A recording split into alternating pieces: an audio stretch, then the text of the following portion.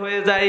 আর বাড়ি থেকে যখন ফিরে আসি, মাদ্রাসার ছুটি যখন শেষ হয়ে যায়, তখন মা ওই ব্যাগটা নিয়ে যখন সন্তানকে রাস্তার মধ্যে গাড়িতে তুলে দেয়, মায়ের চোখের দিকে তাকায় দেখবেন কেমন জানি মায়ের চোখ থেকে পানি টলমল করতেছে রে যুবক। এবার জলকইয়ার যুবক, একবার মাকে মা বলে ডাক দিয়ে দেখো। মাকে মা বলো, মাদার বলিও না। বাবাকে বাবা বলো, আব্বা বলো, ফাদার বলিও না। কি শান্তি পাইবা মাকে মা বলে ডাক দিয়ে দেখলে তুমিও শান্তি পাবা, মায়েও শান্তি পাবে। তো মাকে মা বলে ডাক দিয়ে দেখো, তোমার কলেজাও ঠান্ডা হবে, মায়ের কলেজাও ঠান্ডা হবে। এজন্য মায়ের সম্মান করার দরকার আছে না নাই? কথা বলেন, মায়ের সম্মান করার দরকার আছে না নাই? মায়ের কদর করার দরকার আছে না নাই? মায়ের এক ধার দুধের দাম কাটিয়া গায়ের চাম, মায়ের এক ধার দুধের দাম,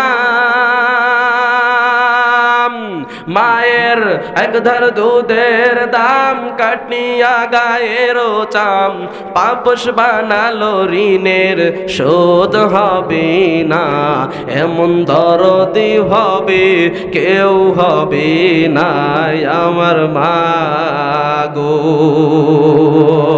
পিতা আনন্দে মাতিয়া সাগরে ফেলিয়া, সেই যে চইলা গেল ফিরাইলো না।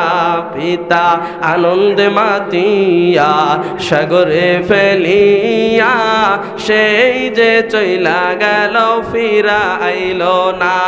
মায়ের থরিয়া চঠোরে, থরিয়া চঠোরে কত কষ্ট করে, মায়ের থরিয়া চঠোরে কত কষ্ট করে, 10 মাস 10 দিন পরে পেল যে বেদনা, এমন দরদি ভাবে কেউ হবে না আমার মা। কথা বলেন ঠিক কিনা? এজন্য মাকে মা বলে ডাক করে যুবক, মায়ের কলেজাও ঠান্ডা হয়ে যাবে, তোমার কলেজাও ঠান্ডা হয়ে যাবে।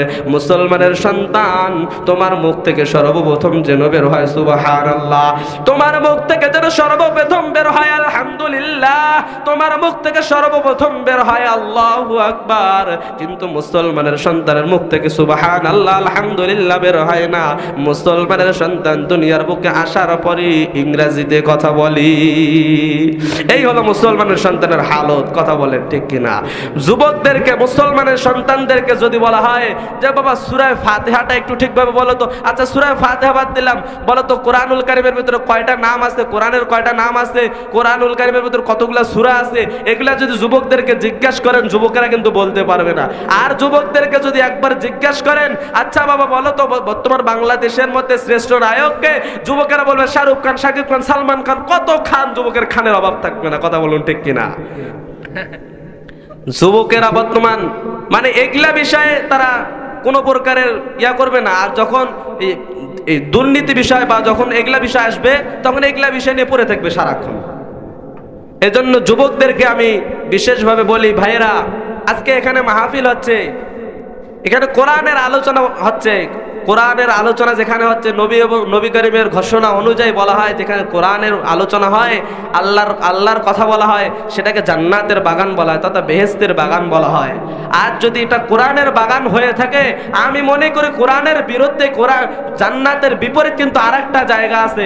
যদি এটা জান্নাতের বাগান হয়ে থাকে, এই জান্নাতের বিপরীত আরেকটা জায়গা আছে।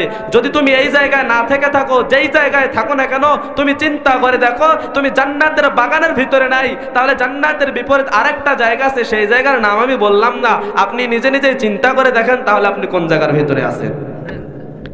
এবার আমি যুবকদেরকে বলি, যারা এদিক সেদিক এখনো ঘোরাফেরা করতেছেন, এখনো বাইরে বিভিন্ন জায়গায় সময় নষ্ট করতেছেন, ভাই আসেন কোরআনের মাহফিলে বসেন, কোরআন এবং হাদিসের কথা শুনেন, কোরআন এবং হাদিসের কথা শুনে একটু ভালো হয়ে যান, একটু আগের থেকে নিজেকে চেঞ্জ করেন, একটু ভালোভাবে দুনিয়াকে একটু চলার চেষ্টা করেন। আজকে যুবকেরা যদি, বর্তমান সমাজের যুবকেরা যদি চায়, যুবকেরা সব কিছুই করতে পারে। আমার যুবক ভাইয়েরা বর্তমান সমাজে বাংলাদেশকে বর্তমান এখন ইসলামের রাষ্ট্র হিসাবে পরিচালনা করার জন্য উদ্যোগ নিয়েছে। যুবকেরা শহীদ হয়ে, যুবকেরা জান দিয়ে প্রাণ দিয়ে বাংলাদেশকে এরকমভাবে স্বাধীন করেছে বা বাংলাদেশের ভিতরে একটা শান্তি নিয়ে এসেছে। যাই হোক, যুবকেরা অনেক কষ্ট করে, ইসলামের জন্য অনেক কষ্ট করছে। তাই আমি যুবকদেরকে আকুল আবেদন করি, ভাই আসেন, বিভিন্ন জায়গায় সময় নষ্ট না করে এই কোরআন এবং হাদিসের মাহফিলের মধ্যে বসে যান। এখানে এসে কোরআন এবং হাদিসের 2-4টা কথা শুনেন, আপনারও ফায়দা হবে। এবং আপনি যদি কাউকে গিয়ে বলেন বা এই কথাটা আপনার দিলের ভিতরে থেকে যায়, তারও ফায়দা হয়ে যাবে। এজন্য যুবকদেরকে বলি, ভাই আসেন, কোরআন এবং হাদিসের কথা শুনেন, এখানে বসেন। যাই হোক, যেটা বলতেছিলাম যে কোরআনুল কারীম তেলাওয়াত করলে কার জিকির হয়?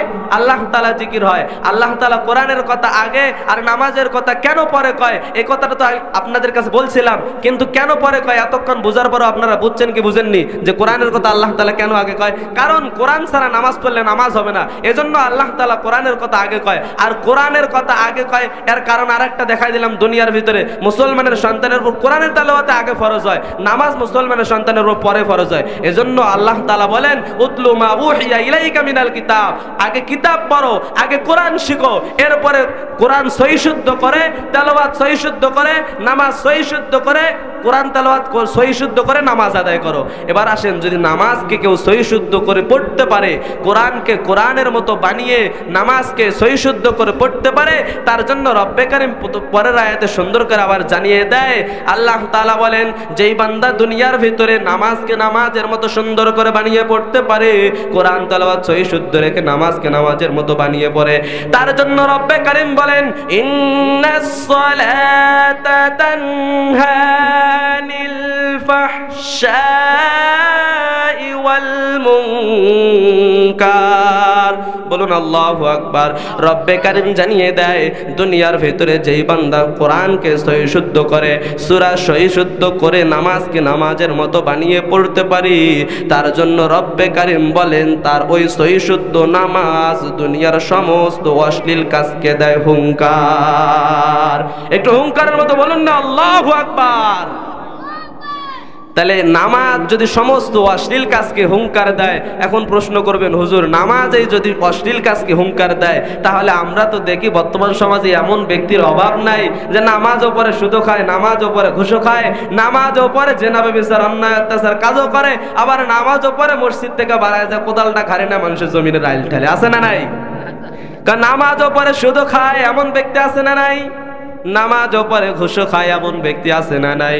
নামাজও পড়ে বেপরদায় চলে এমন ব্যক্তি আছে না নাই? আপনাদের জলকইতে মনে নাই? হ্যাঁ, জলকইতে নাই এমন ব্যক্তি নামাজও পড়ে সুদ খায়, আছে না?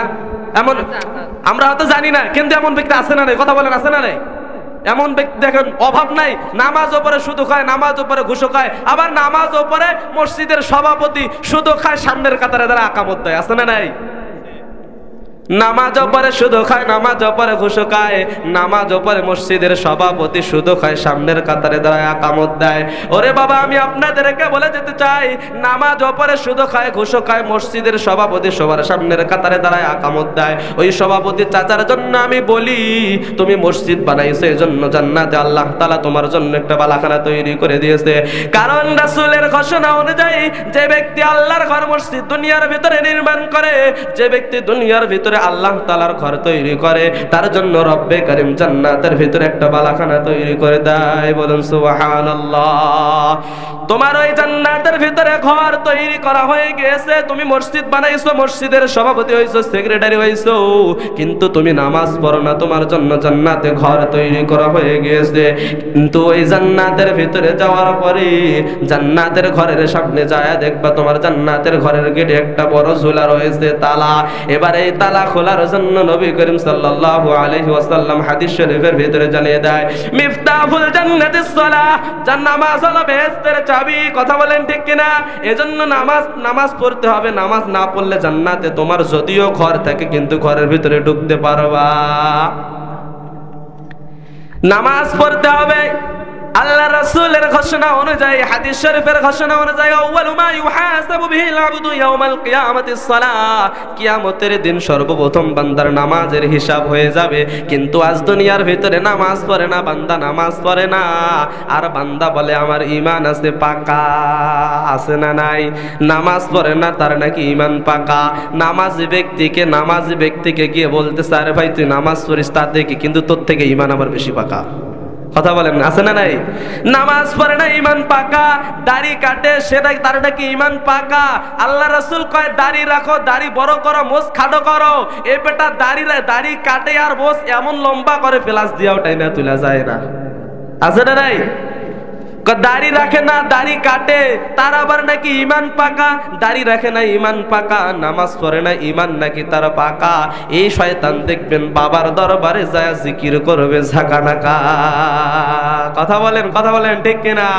বাবাও কয় আসো, তোর নামাজ রোজা কিছুই লাগবে না, আসো তুমি জাগাও পরে দা নিবাও বাতি জিকির করো ঝাঁকানাকা। আমি বলে জলকইয়ের যুবক, তুমি বাবার দরবারে যা জিকির করতেছো ঝাঁকানাকা, নামাজ পড়ো না, নামাজ না পড়লেও তোমার ঈমান নাকি পাকা। কবরে একবার যায়া দেখো, ফেরেশতারাও ঝাঁটার বাড়ি দিয়ে দিবে তোমাকে ঝাঁকানাকা। কথা বলেন ঠিক কিনা? এজন্য নামাজ পড়তে হবে। নামাজ ছাড়া আপনার কোনো উপায় নাই। নামাজ যদি আপনার সুন্দর হয়ে যায় তাহলে আল্লাহ তাআলা আপনার জন্য জান্নাত রেডি করে রেখে দিয়েছে। তুমি মসজিদের সভাপতি হইছো, ঠিক আছে, তোমার জন্য আল্লাহ তাআলা জান্নাতে একটা বাড়ি তৈরি করে দিয়েছে। তুমি মসজিদ বানাইছো, তোমার জন্য জান্নাতে বাড়ি হয়ে গেছে। কিন্তু ওই বাড়ির ঢোকার জন্য তালার চাবির দরকার আছে। তালা লাগা থাকলে তালা চাবি ছাড়া আপনার গোডাউন ভরা স্বর্ণ আছে, কিন্তু ওই স্বর্ণের ঘরের চাবি আপনি হারায় ফেলছেন, তাহলে আপনার কোন লাভ আছে ওই স্বর্ণের গোডাউন থেকে? কথা কন আছে? ওই গোডাউন থেকে আপনার কোন লাভ আছে যদি চাবি আপনার কাছে না থাকে? এজন্য নামাজ পড়তে হবে। নামাজ হলো মিফতাহুল জান্নাতিস সালাহ, নামাজ হলো বেহেশতের চাবি। এজন্য নামাজ পড়তে হবে। আচ্ছা, নামাজ পড়ার দরকার আছে না নেই আপনার বলেন? ওই যে বলতেছিলাম সুদও খায় ঘুষও খায়, তাহলে এদের নামাজটা যায় কোথায়? যদি নামাজ যদি বান্দাকে সুদ জেনা ব্যভিচার অন্যায় অত্যাচার থেকে হেফাজত করে, তাহলে তো এখন আল্লাহ মিথ্যা কথা বলে না। আল্লাহ যেহেতু বলছে ইন্নাস সালাতা তানহা আনিল ফাহশাই ওয়াল মুনকার, নামাজ সমস্ত অশ্লীল কাজকে দেয় হুঙ্কার, তাহলে আমরা তো দেখি নামাজ উপরে সুদও খায়, এদের নামাজটা যায় কোথায়? আল্লাহ তো কখনো মিথ্যা বলে না। এখন এর ভিতরে কোনো না কোনো সমস্যা আছে, এটা পরে বলতেছি। আচ্ছা বলুন তো, নামাজ পড়ার দরকার আছে না নাই? ওরে বাবা, নামাজ তো এত বড় একটা ইবাদত, নামাজ তো এত বড় একটা সম্পদ। আল্লাহর একজন পয়গম্বর ছিল, আল্লাহ যার উপাধি দিয়েছেন কালিমুল্লাহ, অর্থাৎ যিনি আল্লাহ তাআলার সঙ্গে কথা বলতেন, তেনার নাম ছিল মুসা পয়গম্বর, মুসা কালিমুল্লাহ। আল্লাহর পয়গম্বর মুসা আলাইহিস সালাতু ওয়াস সালামের কাছে আল্লাহর এক গুনাহগার বান্দি যায়। আল্লাহর গুনাহগার বান্দি যাওয়ার পরে পয়গম্বর মুসা আলাইহিস সালাতু ওয়াস সালামকে বলে, ও পয়গম্বর মুসা, ও পয়গম্বর আপনি তো হলেন কালিমুল্লাহ, আল্লাহ তাআলার সঙ্গে কথা বলেন। ও পয়গম্বর আপনি একটু আল্লাহ তাআলার কাছে জানবেন, আল্লাহ তাআলা আমারে maaf করবে কিনা আমি একটু জানতে চাই। আল্লাহর বান্দে কথা শোনার পরে পয়গম্বর মুসা আলাইহিস সালাতু ওয়াস সালাম বলে, ও মা তুমি কি এমন গুনাহ করেছো যার কারণে তুমি জানতে চাও আল্লাহ তাআলা তোমারে maaf করবে কিনা? আল্লাহর বান্দে বলে, পয়গম্বর না না, আপনার কাছে বলা যাইব না, আপনার কাছে বললে আপনি পয়গম্বর, আল্লাহর কাছে আমি বান্দির ব্যাপারে সুপারিশ করবেন না। ও পয়গম্বর, আল্লাহ হলেন গফফার, আল্লাহ হলেন সত্তার, আল্লাহ সবকিছুই জানে, আল্লাহ হলেন আলিমুম বিজাতিস সুদূর। আমি কি গুনাহ করেছি রব্বে কারীম ভালো করেই জানে। ও পয়গম্বর আপনি আল্লাহ তাআলার কাছে শুধু বলবেন আল্লাহ তাআলা আমারে maaf করবে কিনা আমি শুধু এতটুকু জানতে চাই। আল্লাহর বান্দির কথা শোনার পরে পয়গম্বর মুসা আলাইহিস সালাতু ওয়াস সালাম বলে, ও মা না না, তোমার গুনার কথা আগে আমার কাছে বলো। কারণ দুনিয়ার ভিতরে তাকাও, একটা সন্তান যখন বাবার কাছে যায়, মায়ের কাছে যায়, সন্তান যদিও নিজের সন্তান, আব্বা আম্মার কাছে যদি সাদা কাগজ নিয়ে যায়, আব্বা আম্মা সাদা কাগজের মধ্যেও সন্তানকে সাইন করে না। কারণ আব্বা আম্মার ভিতরে ভয় রয়, না জানি এই সন্তান অন্য সন্তানের সম্পদ মেরে খায় কিনা। কথা বলেন, আছে না নাই? এমন ব্যক্তি আছে না নাই?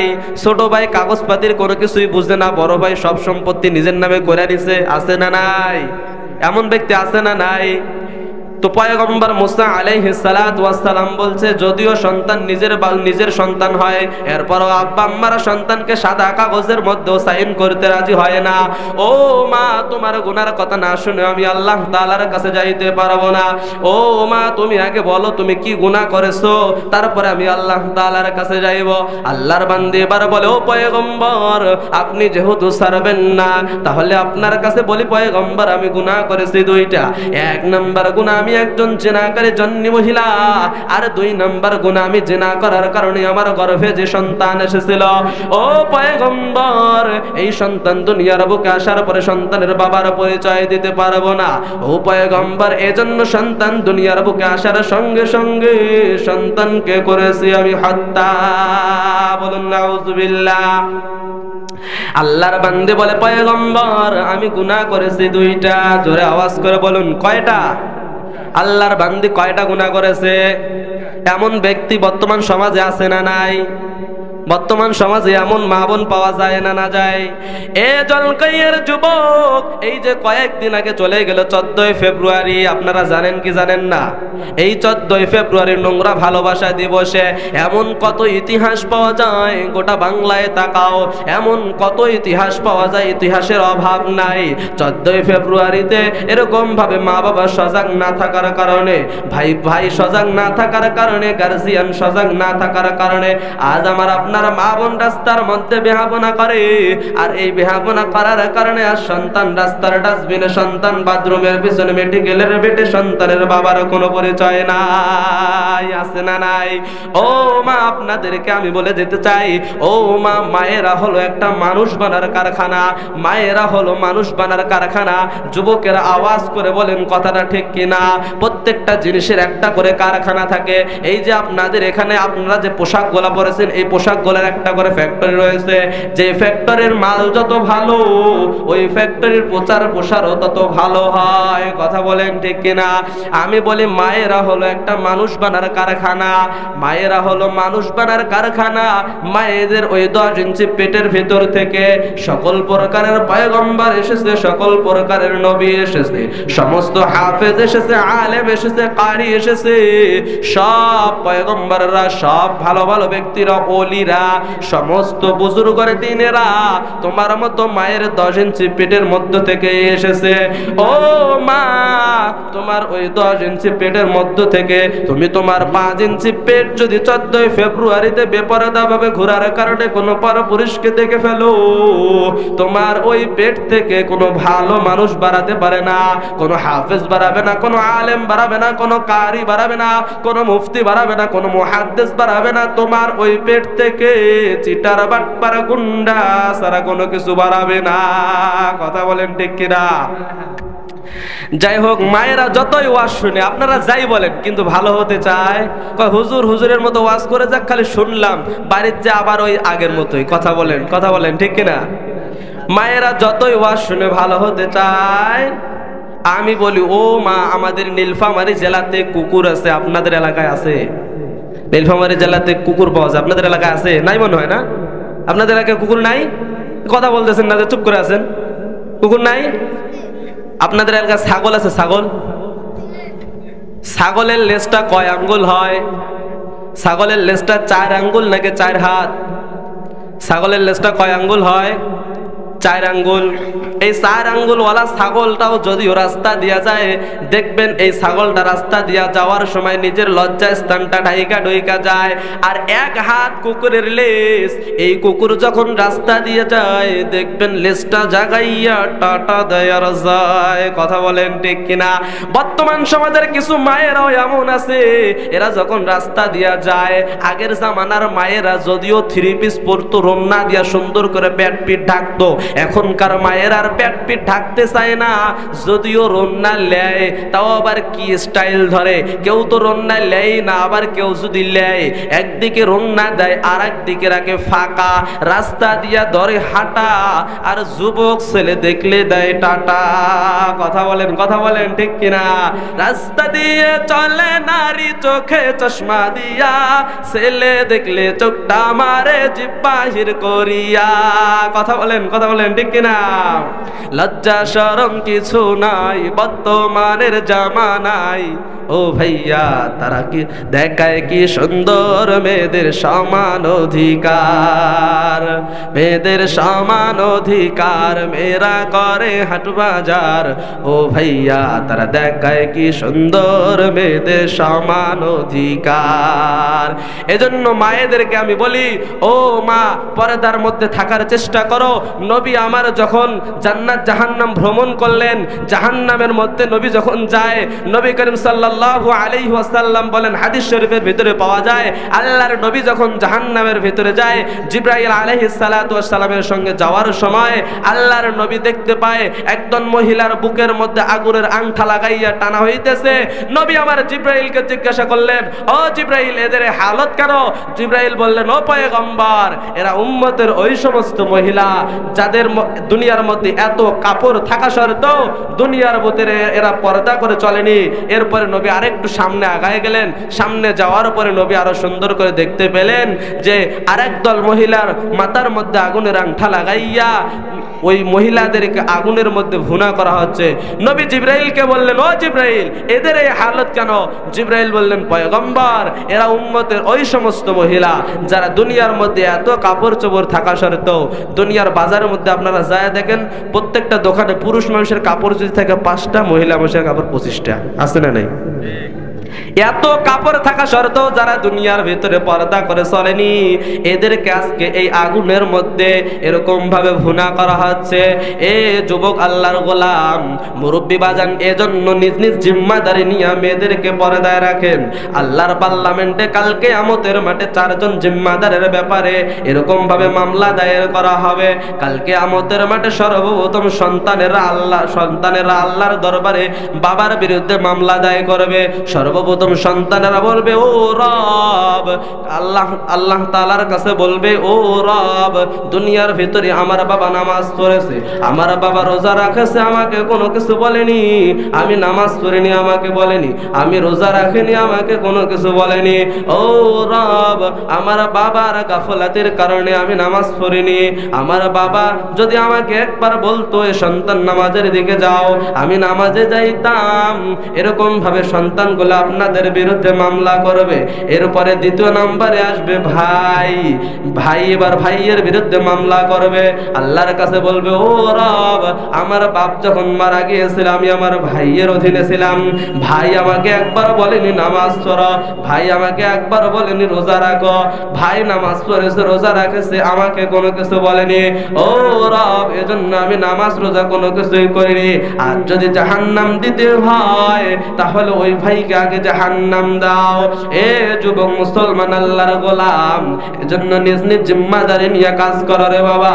এরপর মহিলারা স্বামীর বিরুদ্ধে মামলা করবে, বলবে, ও রব এই স্বামী দুনিয়ার বুকে আমাকে পর্দার ভিতরে রাখেনি, দুনিয়ার ভিতরে আমাকে বেপরদা ভাবে চলতে দিয়েছে, বেপরদা ভাবে ঘুরতে দিয়েছে, এজন্য আমি দুনিয়ার ভিতরে বেপরদা ভাবে ঘুরেছি, দুনিয়ার ভিতরে আমি পর্দা করিনি।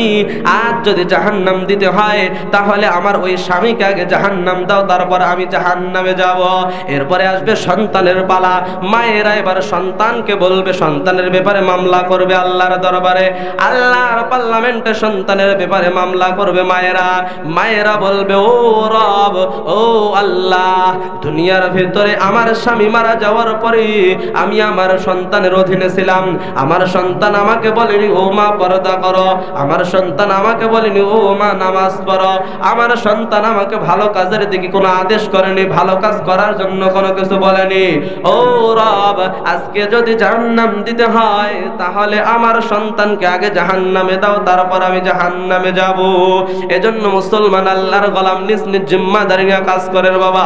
তোমার সন্তান নামাজ পড়ে না, তোমার সন্তান পর্দা করে না, তুমি তোমার সন্তানকে পর্দা করার চেষ্টা করো, তুমি তোমার সন্তানকে পর্দা করার জন্য বলো।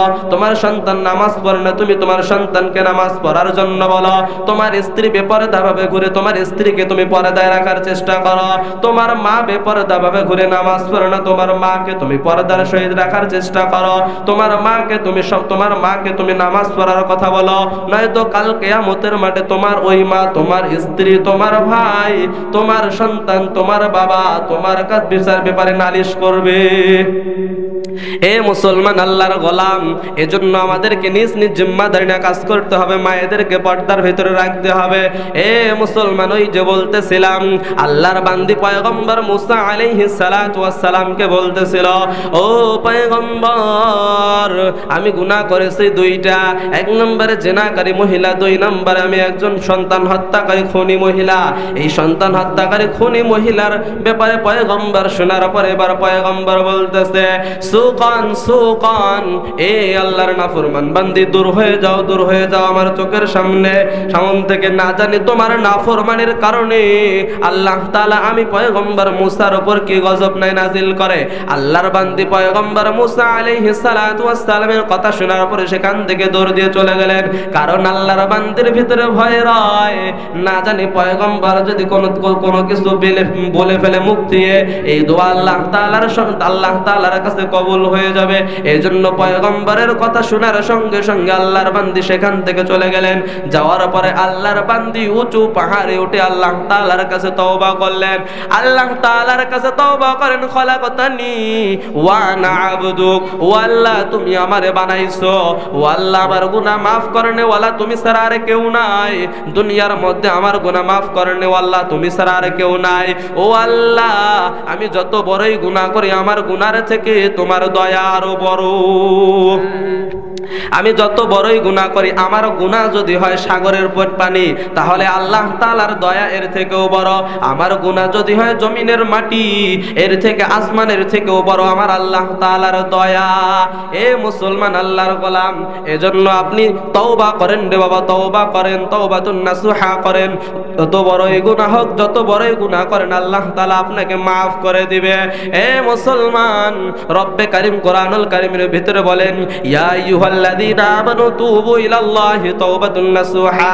কেমন তওবা করবা রে বাবা, চিটার বাটপার গুন্ডাদের মতো তওবা নয়, ছাগলের মতো তওবা না। ছাগলের কানটা ধইরা যখন জমি থেকে বাড়িতে নিয়ে আসবেন, ছাগলের কানটা ছেড়ে দেওয়ার সঙ্গে সঙ্গে ছাগলটা লাড়া দিবে, বলতেছে আর ওই ক্ষেতের ভিতরে যাবে না।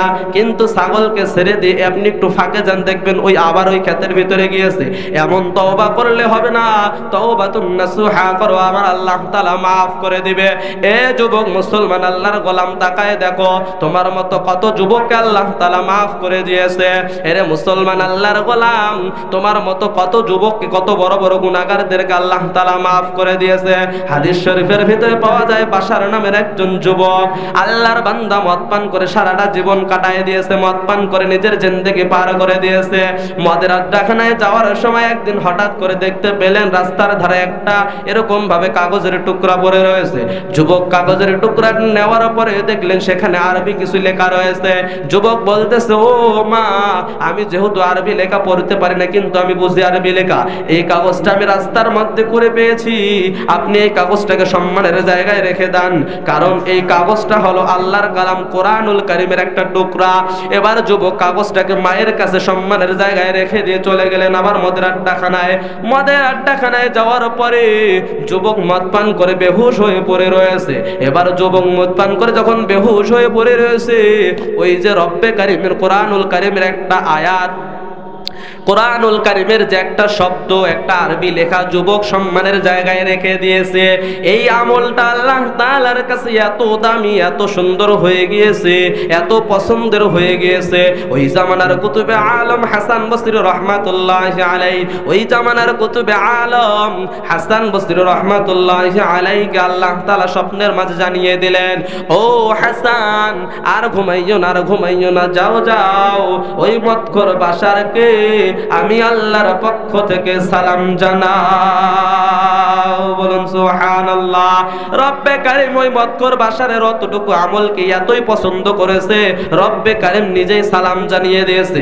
এবার হাসান বসরি ঘুম থেকে উঠে দৌড়ায়, কোথায় হাসান বসরি, কোথায়? এবার মদখোর বাশারের সাক্ষাৎ পায়। কিছু দূর যাওয়ার পরে মদখোর বাশারে দেখে একটা মদের আড্ডাখানায় বেহুশ হয়ে পড়ে রয়েছে।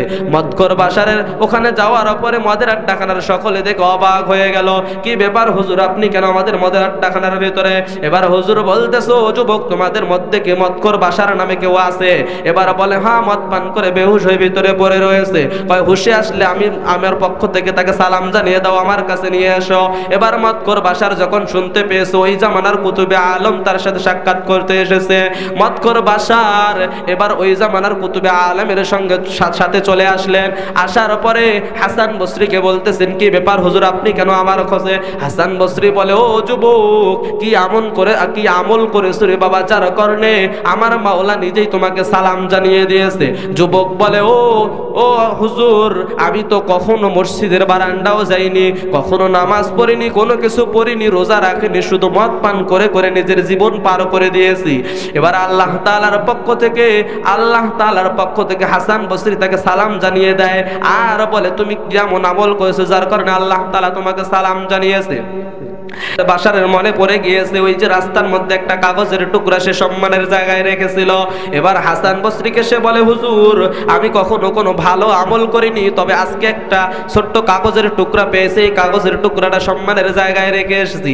হাসান বসরি বলে, চলো চলো ওই কাগজের টুকরাটার মধ্যে কি লেখা আছে আমি দেখি। এবার হাসান বসরি মদখোর বাশারকে নিয়ে বাড়ির মধ্যে যায়। যাওয়ার পরে বলে, ওই কাগজের টুকরাটা একটু নিয়ে আসো। কাগজের টুকরাটা নিয়ে আসার পরে হাসান বসরি বলে, ওই কাগজের টুকরাটার মধ্যে দুনিয়ার কোন সাধারণ মানুষের নাম নয়, ওই কাগজের টুকরাটার মধ্যে আমার মাওলার জাতি নামটা রয়েছে। বিসমিল্লাহির রহমানির রহিম, বলুন আল্লাহু আকবার। এ যুবক, এতটুকু আমল আল্লাহ তাআলার কাছে এমন পছন্দ হয়ে গিয়েছে। এবার হাসান বসরি রাহমাতুল্লাহি আলাইহি বলতেছে, যুবক, তোমার এই কাগজটাকে সম্মান করার কারণে রব্বে কারীম তোমাকে নিজেই সালাম জানিয়ে দিয়েছে। হাসান বসরির এই কথা শোনার পরে বাশার কেমন বুজুর্গ হয়ে গিয়েছে। হাদিস শরীফের মধ্যে আসছে, বাশার যতদিন দুনিয়ার ভিতরে ছিল, যতদিন দুনিয়ার ভিতরে বাশার বেঁচে ছিল, মদিনার বুকে বাশার কখনো জুতা পরে হাঁটেনি। কারণ সে মনে করে যে যেই জায়গার মধ্যে আমি জুতা পরে হাঁটবো, সেই জায়গার মধ্যে আমার পয়গম্বরের পা যদি পড়ে থাকে, আমার পায়ের জুতার তলে পয়গম্বরের পায়ের ছাপ থাকবে, এটা বেয়াদবি হবে।